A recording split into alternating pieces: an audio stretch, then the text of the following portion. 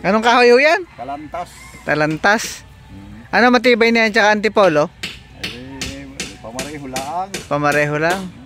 Ito ho ba yan, yan ang taas niyan o dadagdagan pa to? Itong taas nito? Dadagdagan pa. Gaano pa ang dagdag dyan? 20. 20 inches. Anong tawag doon sa taas na yan? 20 pulgadas.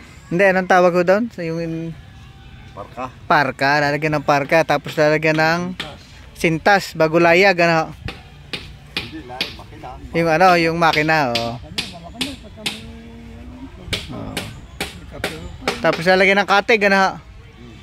Ayun, gagawa ng bangka.